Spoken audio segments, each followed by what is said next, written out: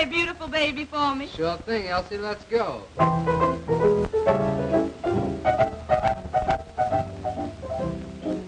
You must have been a beautiful baby. Why, you must have been a wonderful child. When you were only starting to go to kindergarten, I'll bet you drove the little boys wild. And when it came to winning blue ribbons, you must have showed the other kids how.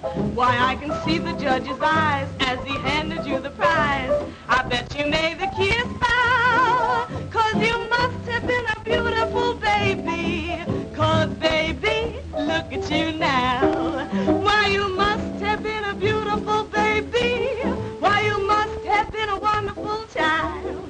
'Cause when you were only starting to go to kindergarten, I bet you drove the little boys wild.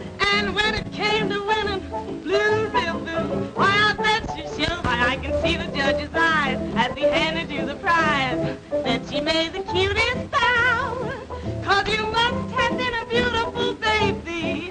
'Cause baby, look at you now.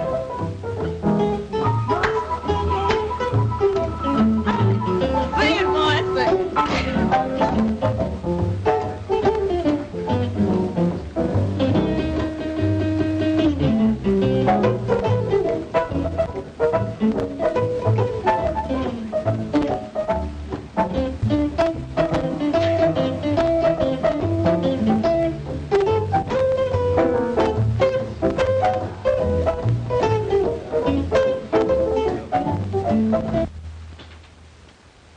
Come in.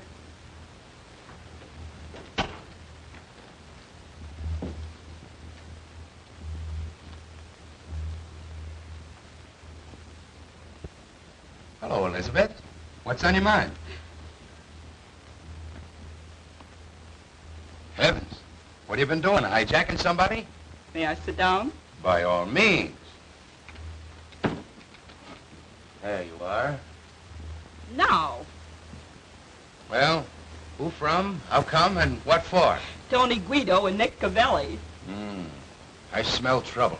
Their gang just pulled a big job. The Peacock robbery. It smells like one of their jobs. They keep me on the anxious seat, all right. Well, what do they want? A little party in the private apartment upstairs after the joint closes tonight. That's easy. It's for rent for such purposes. With a half dozen of our girls to entertain them, including Elsie. That's what I was expecting. And what I feared. There goes the big dough. With 300 more on the line on delivery of Elsie. $500 gone with the wind. You know she won't go, so I... Because I want the place to make money. Why do you let her kid you? Well, you want us to kid ourselves? Nonsense. You're paying a handsome manager to look after such things, aren't you? It's $200 without her, $500 with her. $300 ought to be enough to get you to make that manager do his duty. $500 is almost enough to make me use a gun. But I don't think they could persuade that girl to go up to that apartment if they offered her 10 times that much. It's amazing to me how you let that pair play you. If you had the right kind of manager, you'd soon see how quickly Elsie'd be persuaded to sit in on these parties. Darn it, why rub it in? The girl is 100% for the joint for what she's been hired for. No. I just can't tell any girl to do what I know isn't just right or get out. I'm a gangster, but I still haven't sunk that low. Rats. If you'll make my brother manager, I'll guarantee that Elsie Bellwood will be doing just what the joint wants her to do in 10 days or... Nothing doing, Elizabeth. I beat up men. I'll never win for getting rough with a woman.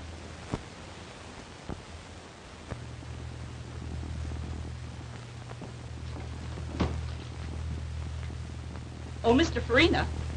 Yes? Step here a minute, please. Get a load of that specialty.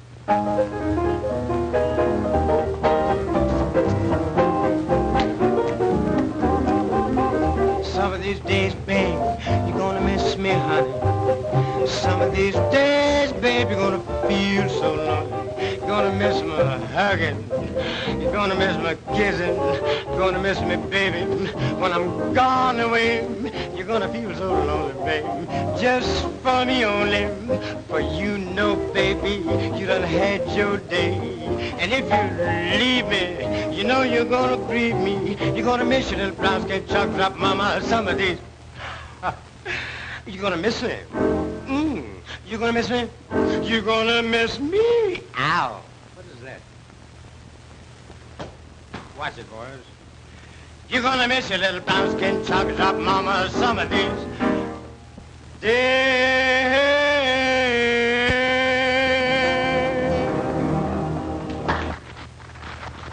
A manager should be able to entertain in case you come up short of an act some night. You saw that. Think it over, Mr. Farina.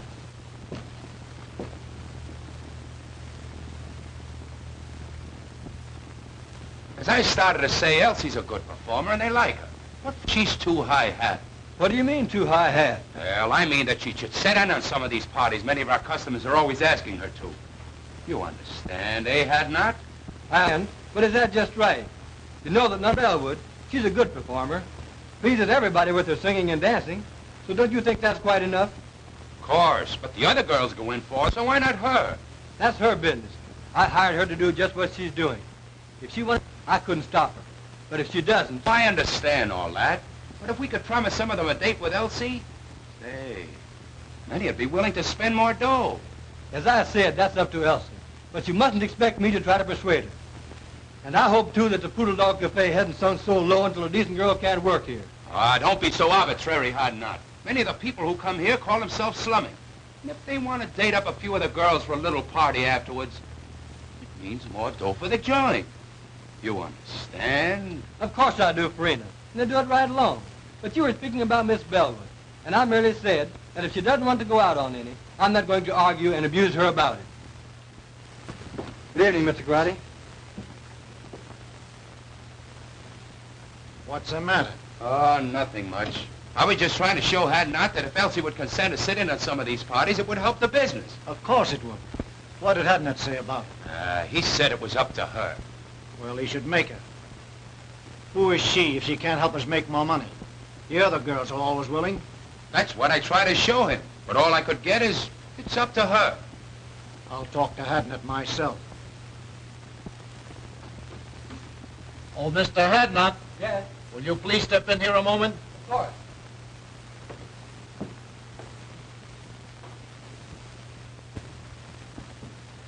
Have a seat.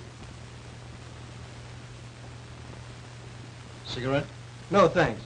Mr. Hadnot, my cousin tells me you don't like the way we run our place. Hadnot don't think that we ought to try to persuade Elsie to go out on parties if she don't want it. I said that I wouldn't try to... Now, this Elsie girl, she's very attractive. And some of our customers want to sit in a little party now and then. You understand, after the place closes. Now, we like to oblige our customers. So we think that you should... Listen, Mr. Garotti, your partner and I have just party. It's up to her.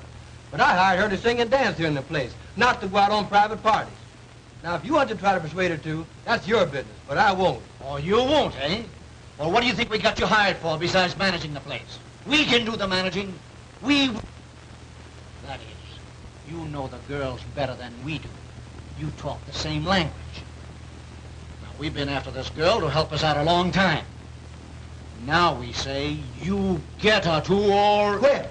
That's okay by me. Now, Hadnot, you don't have to do that. Let's talk it over. You see, I try to You get... both made your positions very clear. There's no alternative but to do what you want me to or resign. I'm resigning. You can get plenty of men in my race to do anything you ask them to. So why waste your time on me? As far as Miss Bellwood's concerned, she's a lady. I have too much respect for her, for myself, to try to persuade her to do what you know and I know is wrong. As to you two, if you had any respect for the unfortunate members of my race, especially the girls who are forced to work here, you wouldn't try to make them do ugly things. But since you haven't, I don't like your attitude. I'm quitting. Good day.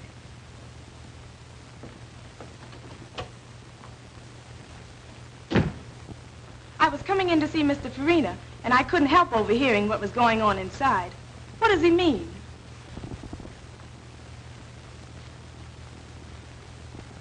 It means that I'm leaving, Miss Bellwood. You leaving? But why? If you overheard much of the conversation, you ought to know. It's because of you. I'm sorry. But you mustn't. You can't. I won't let you give up your job on account of me. Now, The only way I could get it back and keep it would be for you to do what they wanted me to make you do. And if you did, I would hate both you and myself. oh, you're so fine and noble, and jobs are scarce. I could never feel comfortable or happy knowing that you gave up yours because you wanted me to stay decent. Why, Oh, let's not take it so seriously. I don't belong in that place anyhow. neither do I. If you just must quit, then I will too. You'll do nothing of the kind. There's nothing wrong with your job. And you don't have to change your ways just because some drunken, depraved customer wants to go flying around with you. Meantime, the customers like you. And you're making more money now than it is possible for you to make anywhere else. Forget about me and the chief job I had. But don't you understand that I understand all about what you want to say. But the fact is, I've been appointed to a job on the detective force. I was going to quit the first of the month anyhow. The prosecuting attorney is anxious to break up the cabaret racket. And their efforts to force you to be bad, whether you want to or not, should be a part of it. Anyway, I've got a better job. So go in there and do your work and keep on being nice. I like you that way.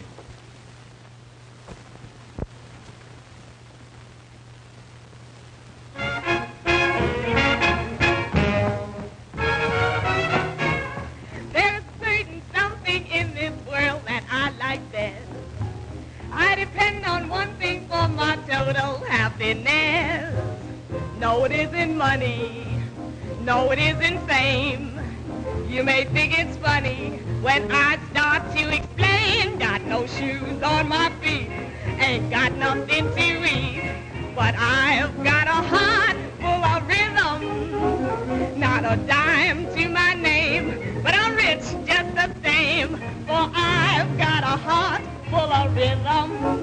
Now when the skies are gray and everything's wrong, I find my way by singing a song. That the great think I'm small, I laugh at them all, 'cause I've got a heart full of rhythm. Got no shoes on my feet, ain't got nothing to eat, but I've got a heart that's full of rhythm. Not a dime to my name, but I'm rich just the same, for I've got a heart full of rhythm. Now when the skies are gray and everything's wrong, I find my way by singing a song. Let the great think I'm small, I laugh at them all, for I've got a heart full of rhythm.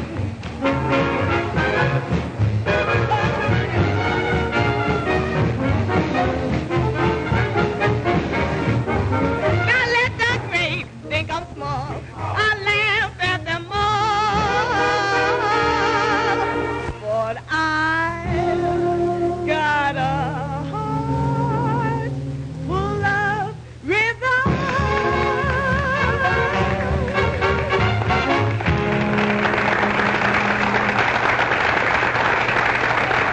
Be very happy when I think of you being without your job on account of me. Tell you, Elsie, if I may call you that. You may, of course. Thanks. That makes it easier.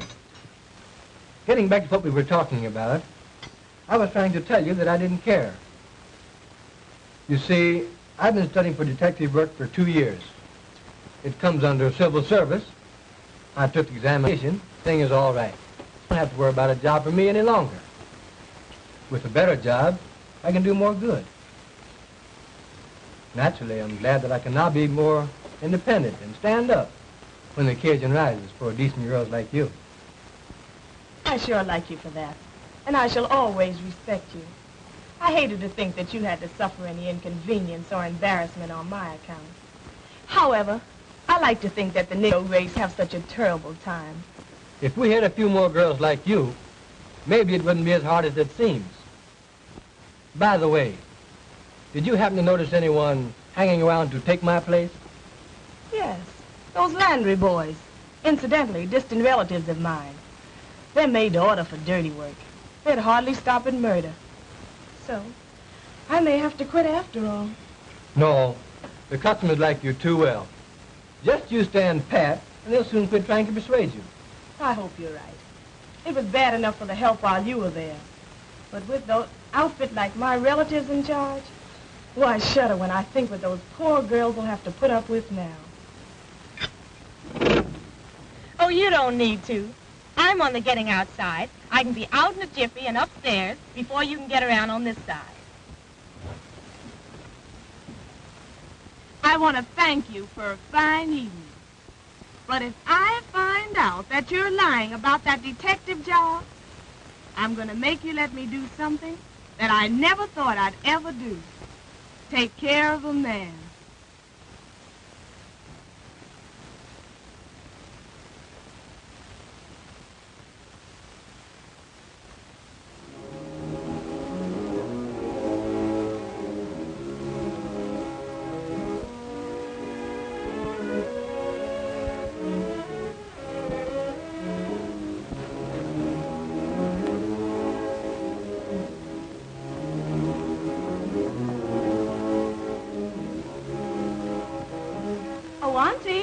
Oh, Auntie, are you asleep? You're playing possum on me tonight, Auntie. But why all the light? It'll hurt your eyes.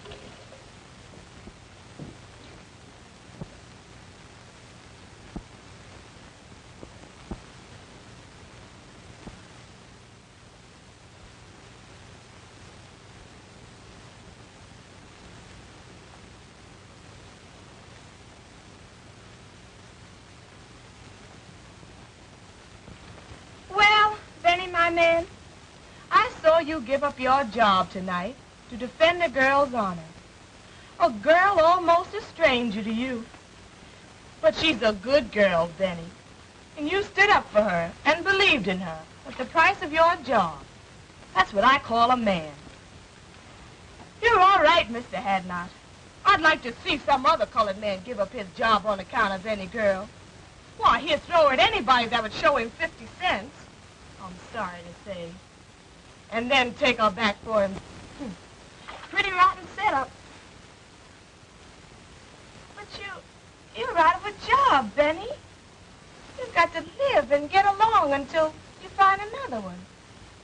Now, you may have this job that you mentioned, and you may have just said it to console me, but I'll find out. I've seen plenty of women taking care of men. Worthless, trifling, good-for-nothing men. And I've hated them for it. Isn't that funny? I want to take care of one now, too. You, Benny. But you're such a good man, Benny. But this is different. You've just got to be all right. I've just got to do this. I want to give you everything that I make and let you give me what you want me to have. Will you promise me you'll do this, dear? It'll make me so happy.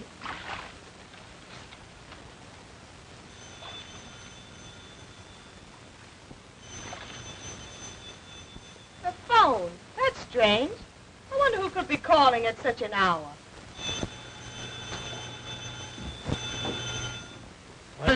What do you say we start the session with a little drink, yes? Okay, boss.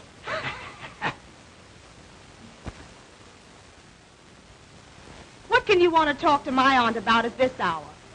Please give me the message. she's a candidate. But if you say that it's a matter of life and death, I guess I'll have to call her.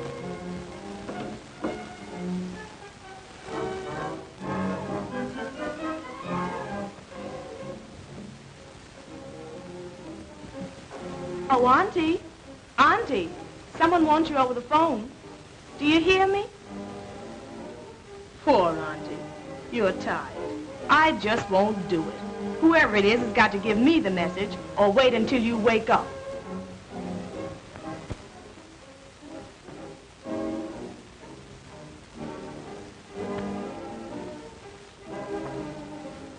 Hello? Hello? Hello? Hello? Hello? Hello? That's strange.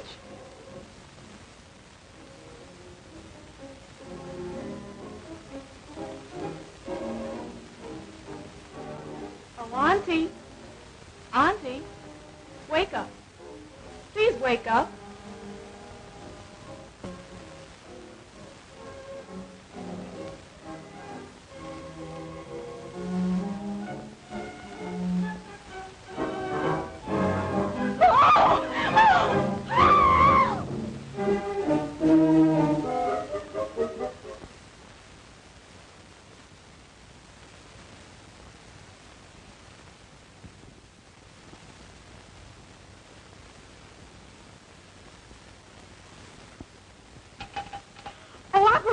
Operator, get me the police station, please, quick!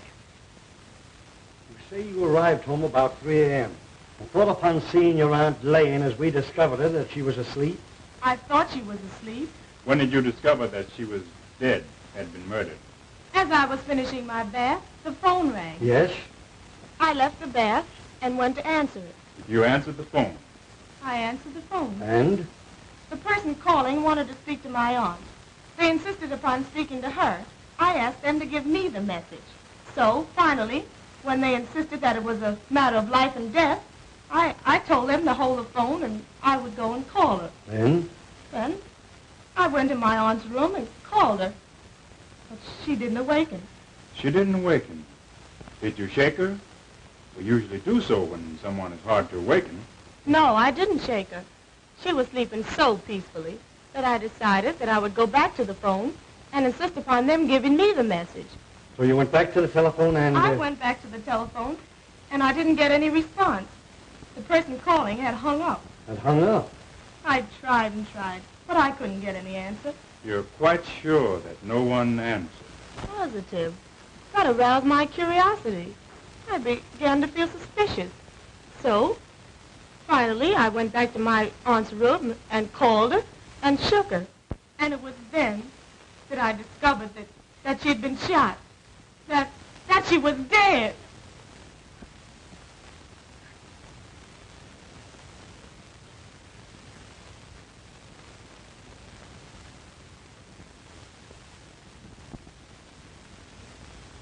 Well, what do you think of her story? Sounds truthful. It does, and it may be. But in cases like these, one can never tell. It always pays to reserve decision until you learn more. That's true. Who is the girl? Her name is Elsie Bellwood. Do you know her? In a general way. I've talked with her. She's considered a very good singer and dancer and works at the Poodle Cabaret. I see. Do you know anything about her reputation, her character?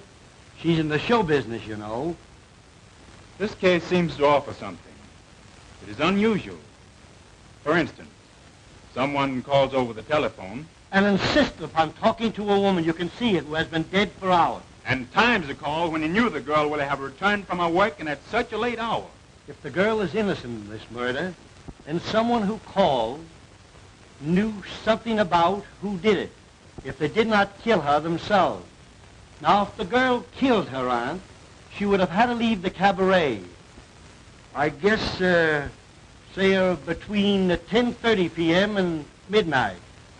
Go home, shoot her aunt while she was asleep, go back to the cabaret, go on with her work, and then come back here in an hour and call the police station. It's too complicated for the arresting officers.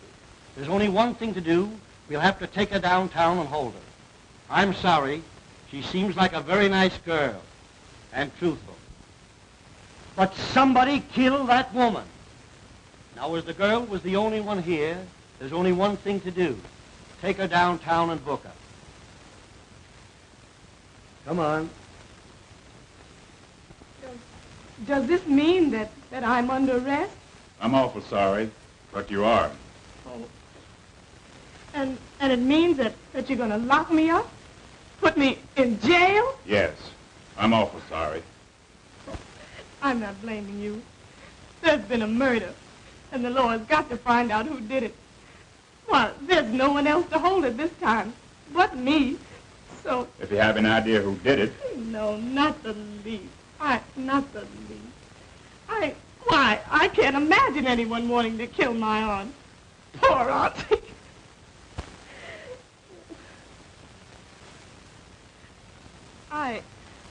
I was thinking of myself. I've never been arrested before. And now they're holding me for something that I don't know anything about.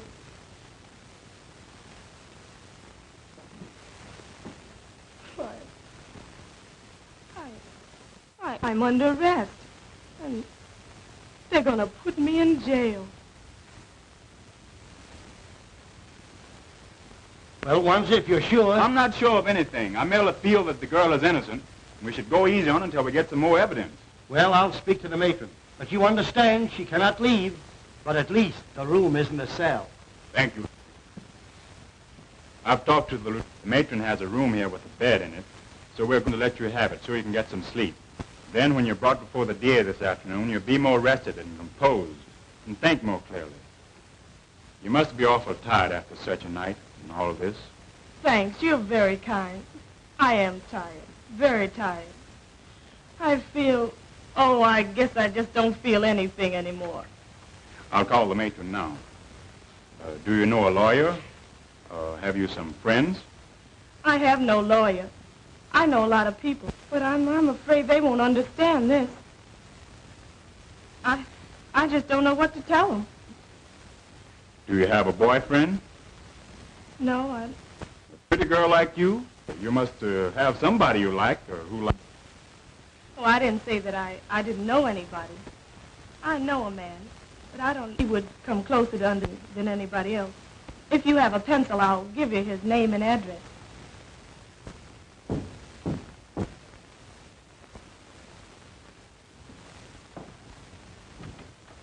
Hello, Wenzer. Hello, Hadnot. Come in.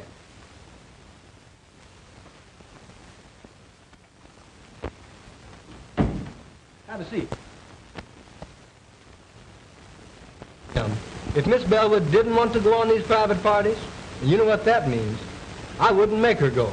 Say, if I had my way, I'd clean up every cabaret like the Poodlock in this town. I stay so annoyed when I have to look upon other girls forced to put up with all they have to that it just makes my blood boil. Well, that was the trouble, and why I lost my job. Miss Bellwood is a good girl.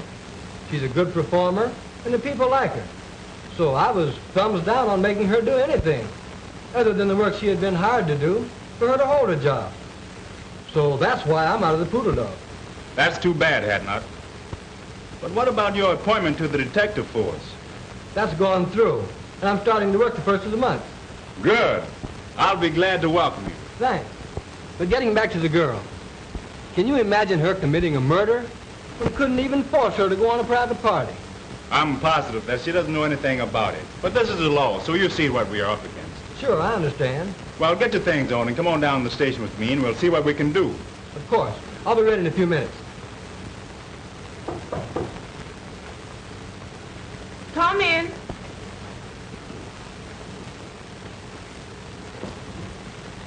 Oh, Elsie. Benny, Can you imagine such a terrible happening? And to you. Mr. Wenzer brought me the news. I'm so sorry for you. Oh, yes. Mr. Wenzer has been very kind. Let me thank you again, Mr. Wenzer. I'm glad to have been of little help. I imagine you and the young lady would prefer to discuss this between yourselves. So you will please excuse me. Thanks. Now let's have a seat and you can tell me all about it.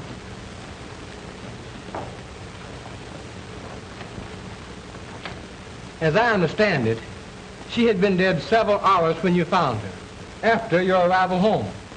Oh, it was too terrible for words.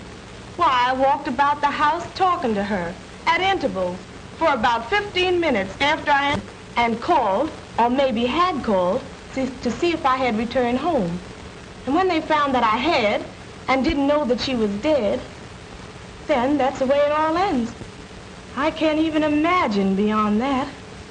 She was shot between 11 and 12 o'clock last night. Now, what time were you called? Between 3 and 4 a.m. She must have been dead at least 3 hours before the girl, according to her story, discovered the body. Just about. You know, this case offers something. Here are two colored women living alone together, who one finds the other mysteriously murdered. Now what? I've detailed Wenzer to investigate it.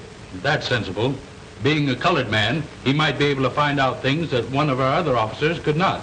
And I expect him to uncover something by this afternoon. Come in.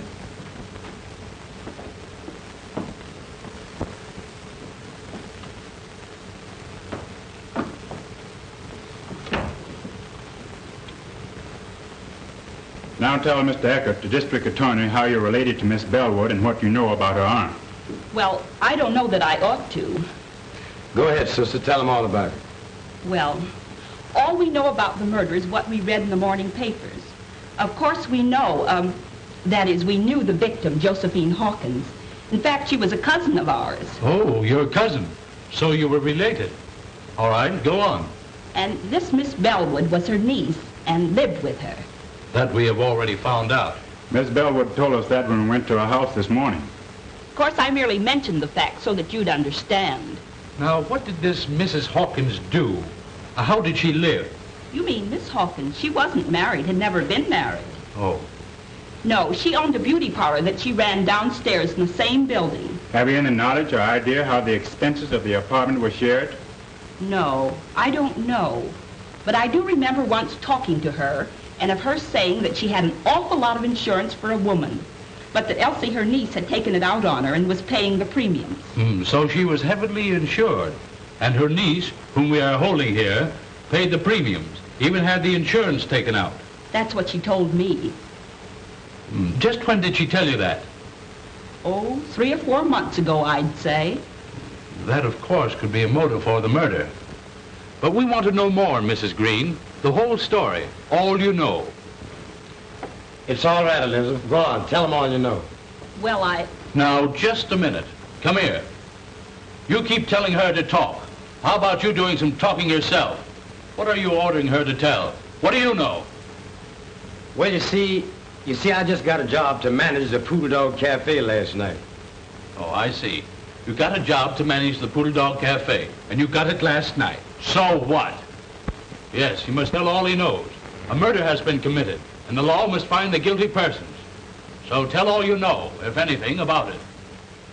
Well, we don't know anything much, mister. But you said the murder was committed between 11 and 12 o'clock last night. We were at the Poodle Dog Cafe from 9 o'clock last night, waiting to see Mr. Farina and Mr. Garotti about this job. At around 11 o'clock, I...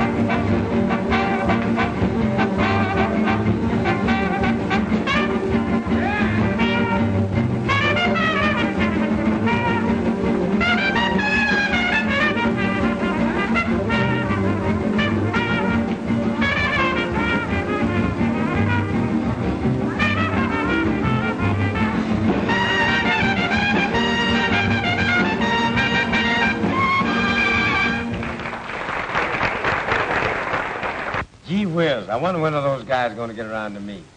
We've been waiting here for 2 hours. I'm getting tired. Well, go on outside and catch some air.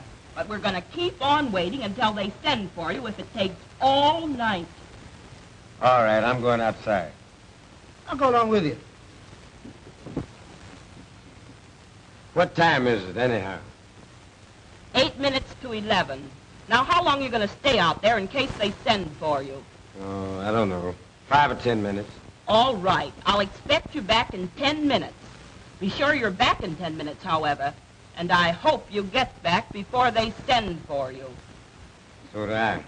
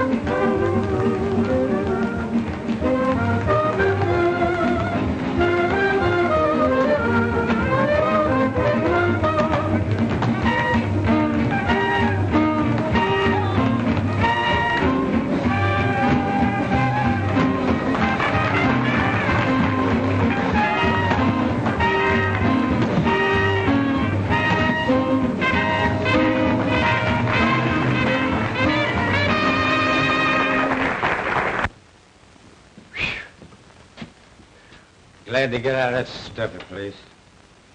Cigarette? Yes.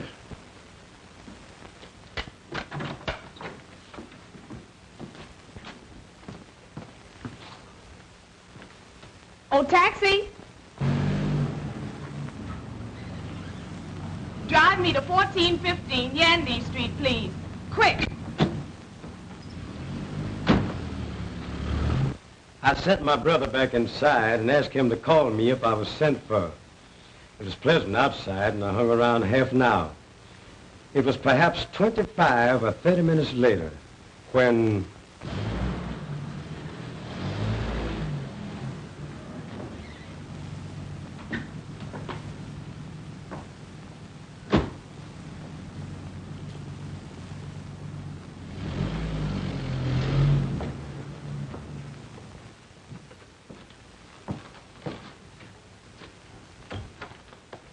It's ready to see you now. Okay. When I entered Mr. Garotti and Farina's office, I happened to look up at the clock and remember that it was 11:35. Yes, sir. Bring Miss Bellwood to my office at once. Yes, sir. I thank you people for the information you have given me. I'll take your address, and if and when we need you, we'll send for you. You may go now. I sure hope you don't send for me. Oh, what an awful story. Why, I didn't leave the cabaret from the time I went to work until Mr. Hadnot picked me up and drove me home shortly after 2 o'clock that morning. Why has the man chose to lie like that? Perhaps he's trying to shield the real murder. Would he have any motive for killing her himself? Oh, I don't know. The whole thing has become so confused until I can't think clearly anymore. But I can't see where he would have had any motive. And why are they trying to put it on me? These cousins of your aunt's seem to have hated her, or you both. Can you prove that you didn't leave the place at the time he said you did? I'll try to. Now, let me think. I remember. After the first show, or I should say between shows, we always do 2 shows, I went to my dressing room and had a nap. I always do. If someone saw you go to your dressing room and could swear you stayed there until the second show, that would counter this evidence, which Landry will no doubt repeat when he's placed on the stand at the trial. That's it, Miss Bellwood.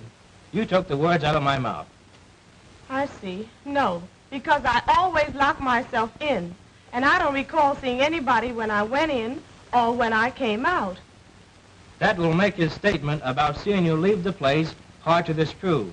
But we've got to produce evidence to prove that he's lying.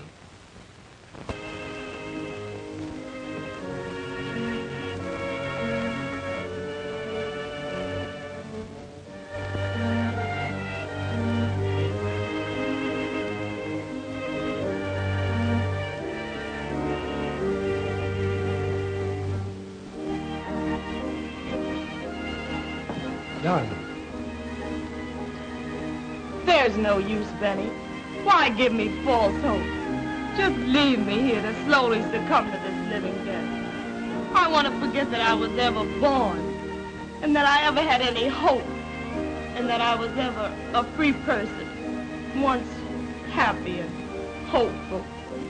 I can both understand and appreciate your hopelessness and despair, Elsie. But I want to tell you, dear, that I love you, have loved you long before you even knew it, and that I've dedicated my life to righting this great wrong and setting you free. Since you didn't kill your auntie, somebody else did. So you see, I must ultimately succeed, and I will succeed. Oh, what you say sounds so beautiful, Benny. But I'm only a convict now, and I shall always be pointed out as a convict. You're a victim of circumstances, Elsie. And you're not the first person to suffer this misfortune. When the guilty persons are brought to justice, you'll be a martyr, and no person can point a finger of guilt or scorn at you. I'm going to help you, dear, but you must help me to enable me to help you. Help you, Benny? How can I? Easily and simply. I believe Mrs. Green and her brothers either killed your aunt or hired somebody to do it. At least know who did. Either way, the truth is not before very long. Some Negro mixed up in this is going to talk. They always talk, and they can never keep a secret, especially one so important as a murder. Maybe. But why haven't they talked? They know... Don't you catch my point, dear? You had to be convicted first. They've kept so busy telling lies to put you here that they couldn't start talking up to now. But with you convicted and here in prison, they'll soon relax. They'll think they've been smart in putting you here and don't know enough to realize that you can be gotten out. Their first move now will be to try to get the insurance money. I'll bet I'll be able to write you in less than a week if they've made application for it. I love you, dear. You're my great incentive. Kiss me.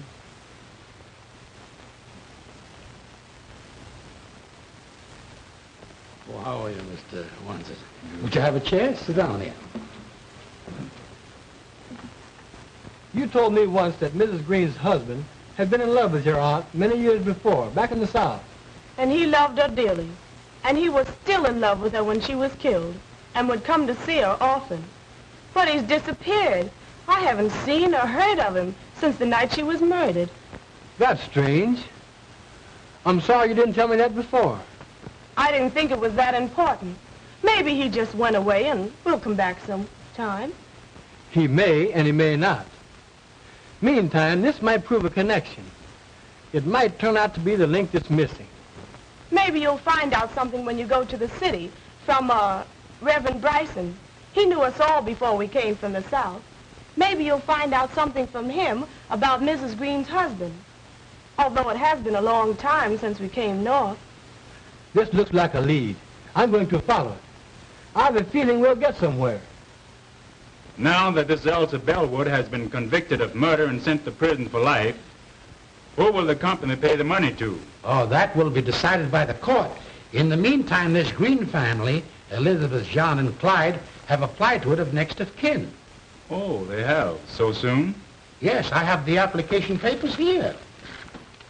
You won't be paying them the money? Not until authorized by the court, and that will take considerable time.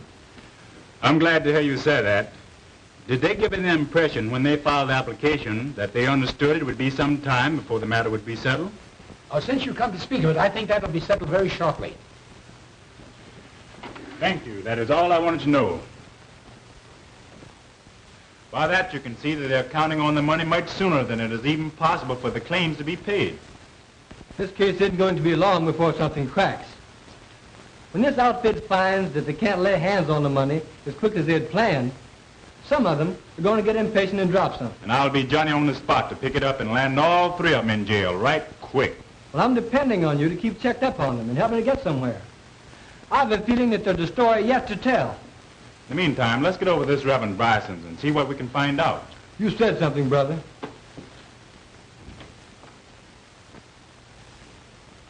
Be seated, gentlemen.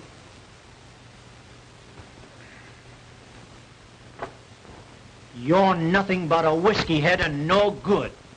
We have liquor here to sell to customers, not to be soaked up by the manager. You stay drunk. Nobody likes you. So you're through. Now get out.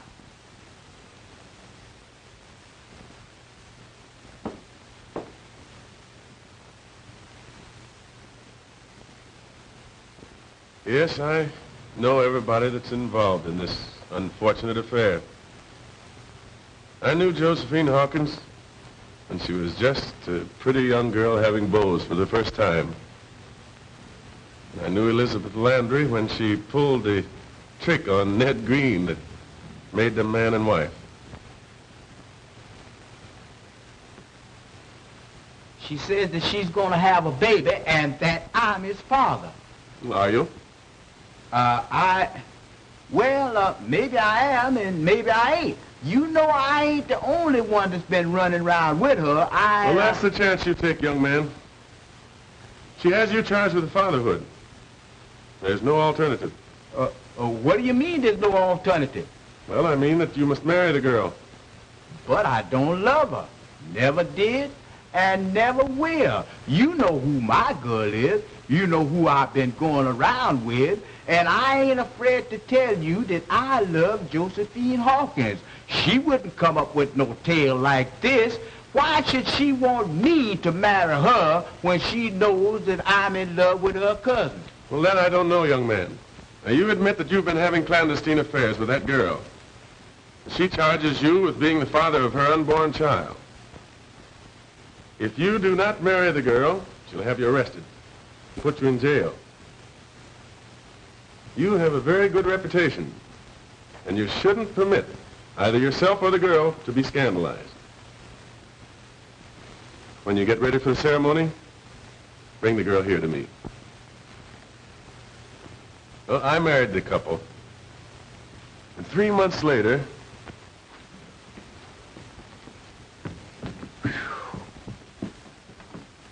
she lied.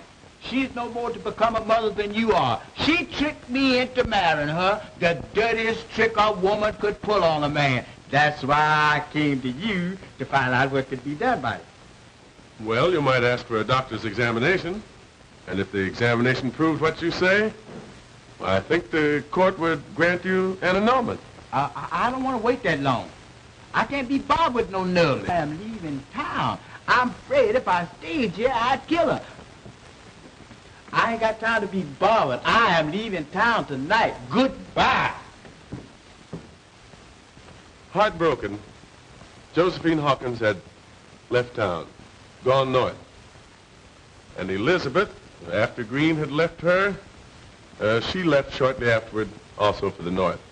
And feeling that Green had followed Josephine, which perhaps he had, Elizabeth took her brothers, whose reputation was rather unsavory, north with her. 10 years later, I was transferred to my present charge. And when I came here, I learned that under the threat of death, Elizabeth's brothers had virtually forced Green to live with her. And in the meantime, Green's love for Josephine had never died. And he insisted upon seeing her whenever he had a chance. I think you have given us the key, Doctor, to the missing link in this tragedy. And we'll start from here and run this thing down. You can bet.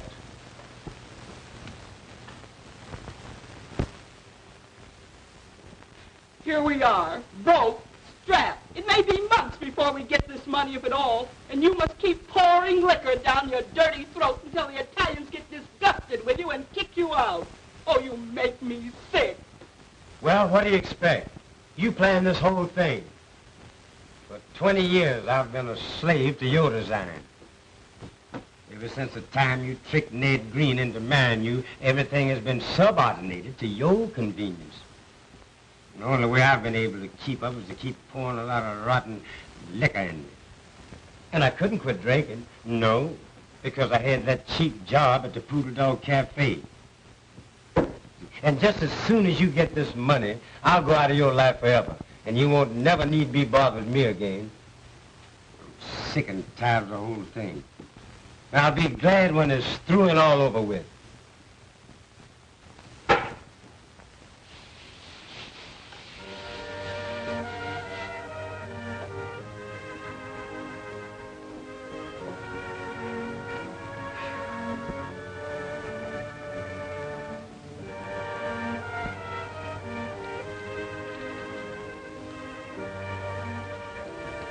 Dearest Elsie, we're getting somewhere. Very soon the case will be cracked wide open and you'll be free. In the meantime, now and always, dear one, that I love you. Love you. Benjamen.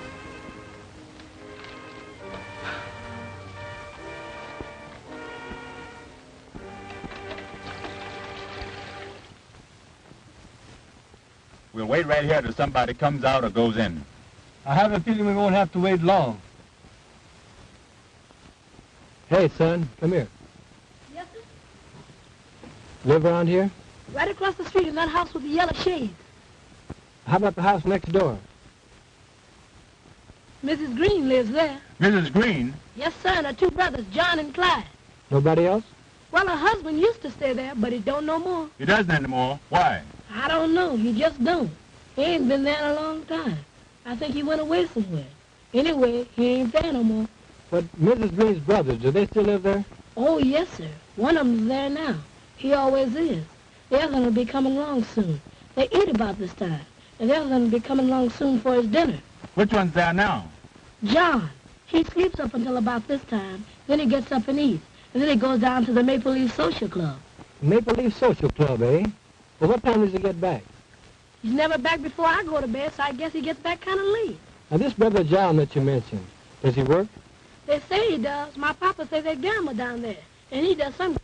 Thank you, son. Oh, there's something for you. Oh, thank you, sir. Now, what time do you go to bed? About 9 o'clock, sir. About 9 o'clock. I see. How would you like to meet us, say, right here at 8 o'clock? We want you to carry a note. We'll give you another quarter. Oh, I'll be glad to, sir. Right here at 8 o'clock. Right here at 8 o'clock.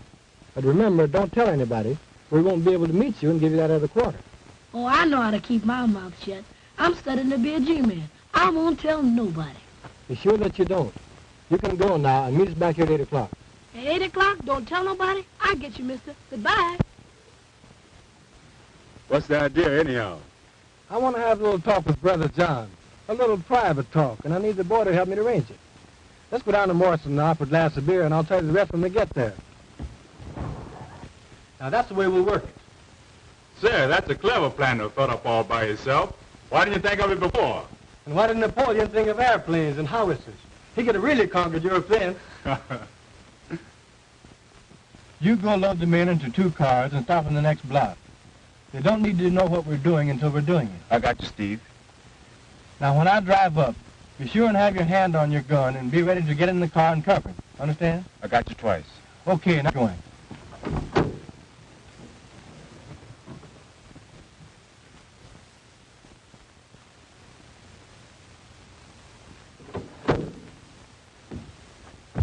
All right, mister. Here I am. So I see. Johnny on the spot. Always be on time and you'll get somewhere by the time you become a man. Yes, sir. Say, do you know where the Maple Leaf Club is? Sure. I want you to show me that. Sure, you drive up to the next corner, then you turn right, and there you are. All right, here it goes.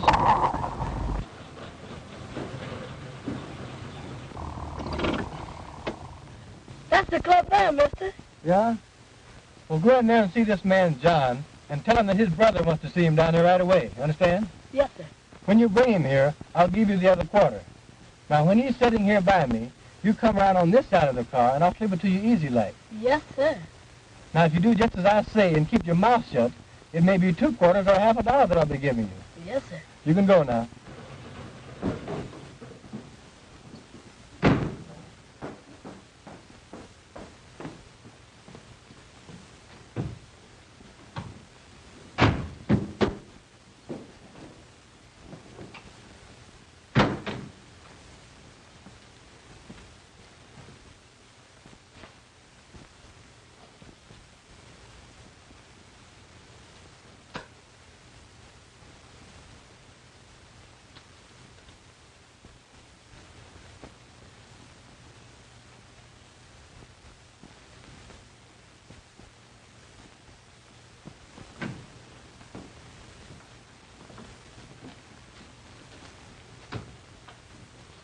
Hello, John. Well, hello, Hadnot.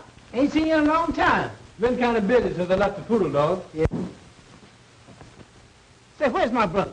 You'll soon see, you contemptible liar. That was just an excuse to get you out here. I wanted to see you. What's the meaning of this? We was trying to hope All somebody... right, I got him covered. Say, what's the meaning of this, fellas? I ain't done nothing. What y'all gonna do with me? We're taking you for a little ride, and you won't be coming back. I ain't coming back. How come? Ever heard of Thornton Manor? You mean that handed house way out there on Toasting Point? Yeah. What's that got to do with me? We're taking you there. For a little seance with the ghost of the manor. Not if I knows anything about it. Oh, no, my good fellow. Not only are we taking you there, we are going to tie you up and leave you there to starve to death and die. You've been telling lies and have done an innocent person a great wrong. So we're going to take you up to meet the ghost of Thornton Manor and all his imp ghosts, after which you die. Oh, Lordy. Come on. Say, what's the meaning? Come on. That's all right. What y'all gonna do with me? I ain't done nothing. Get on, Edna. Come on.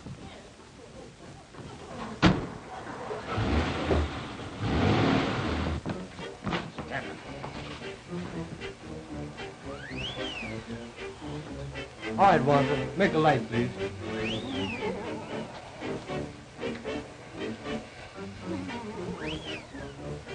Ghosts, working by remote control.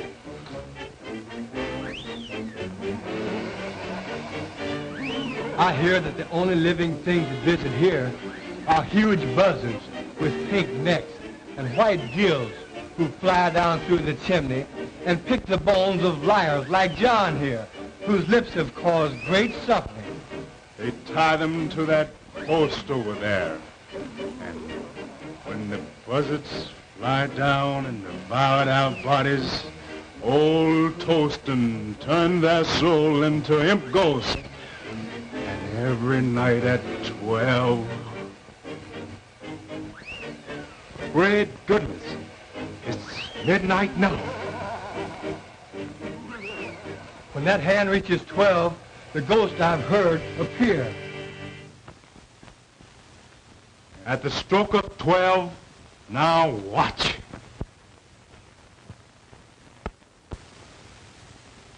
Well, that settles it. The party's over for a while, so we'll tie John up and leave him here and... Oh, please, man, please don't. Of course, if you care to do a little talking, tell us who killed Josephine Hawkins. We might decide to wait a while. If you promise them hands won't come back, I'll tell you anything, everything. Just don't leave me here. You're such a rotten, dirty liar until I hesitate to believe anything you say. You swore in court under oath, so how do you expect us to believe you out here? But I'll tell you why we brought you here, and why we're going to leave you here with these ghosts. You killed Josephine Hawkins. I killed who? Josephine Hawkins. And you lied about Miss Bellwood when you swore she left the cabaret and went home and shot her aunt. I didn't. What do you mean? I means I did lie about Miss Bellwood. So did my brother. But I didn't kill her aunt. Neither did my brother. I don't believe you. But we're going to tie you up and leave you here for the dirty lies you told on that poor innocent girl. We didn't kill her. I swears we didn't. But we did lie about seeing Miss Bellwood.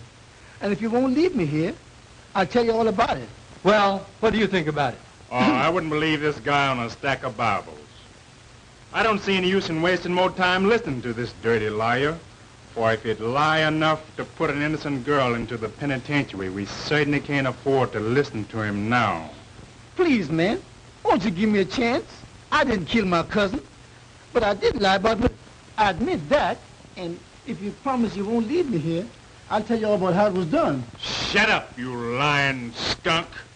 I don't heard you say. Wait a minute. After all, we can listen to his story, and if we still don't believe it, we can tie him up and leave him here. Oh, well, if you insist. All right, you rascal. But the moment I'm convinced that you're lying, we're going to tie you up and leave you here. I thank you, mister. I ain't going to lie. You can keep me here until you prove everything I says. All right. We're going to listen to your story. But we warn you that the moment it begins to sound fishy, it ends. And right here you stay. I'm going to tell you the whole story. And there ain't one word that was going to be a lie. All right. Start from the beginning. Way back in the South, before any of you came north. Yes, sir. I sure will. Well, it started like this. My sister Elizabeth took Ned Green into marrying her. He was going with my cousin Josephine and was planning to marry her.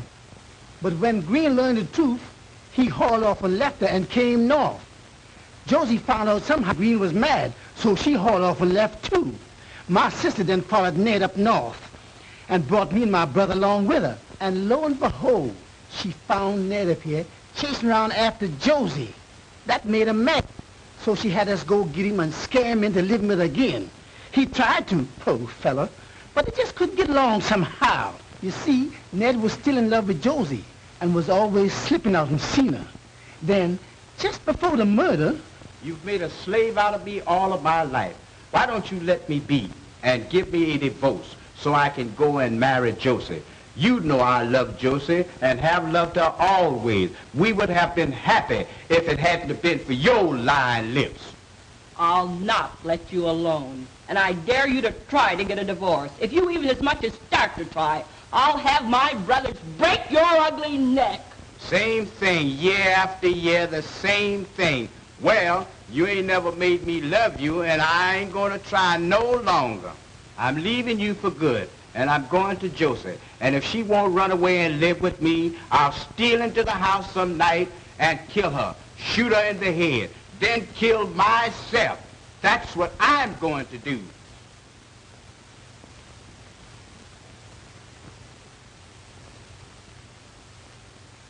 No dumb Negro like you ever had nerve enough to shoot anybody. And as for killing yourself, you make me laugh. But my sister was mistaken that time. For the very next night, that was the night of the murder, when we returned home from the cabaret where we testified, we saw Elsie leave, then come back. We found a note.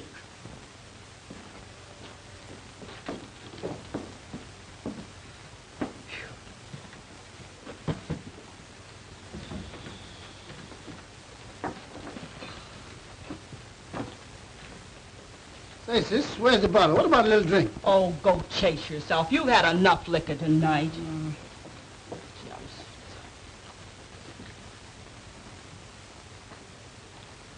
Say, what's this? There's a letter.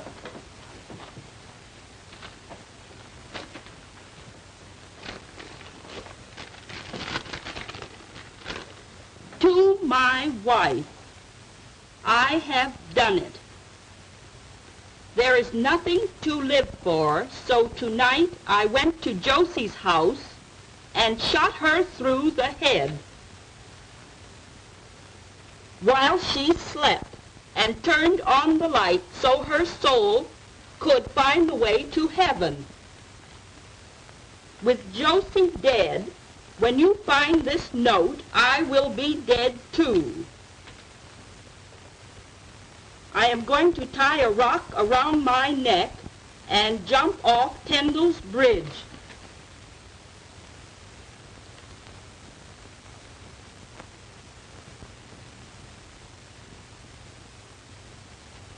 If you care to bury me, you will find my body at the bottom of the river under the bridge. Unhappily, Ned. My sister then sat down and planned the rest. We knew exactly what time Elsie would come home. So she called up Cousin Josephine's house every 10 minutes, starting at 2 a.m. She finally got Elsie. She could tell then that the girl didn't know her aunt was dead when she said, I'll go and call her. And when she did, Lizzie hung up on her. She knew then that Elsie would find out that her aunt was dead, had been killed. Lizzie stayed up all night long, making up that lie about Miss Elsie leaving the cabaret and coming back, so as to make it look like Elsie did it. Then she rehearsed me and Clyde on how to tell it. We were scared they would mix us up. All the time we was at the district attorney's office, Lizzie kept on pinching me and Clyde to make us tell it like she rehearsed it. You see, she was after that insurance money, and she figured that if she could get Elsie convicted, why, she'd get it. Well, what do you think of it? Well, I guess we'll put him under arrest while we check on his story. And if we find Green's body... That'll reopen the case and set Miss Bellwood free. All right, fella. We're calling the party off, taking you back to town and locking you up until we can see if your story is true. Let's get going.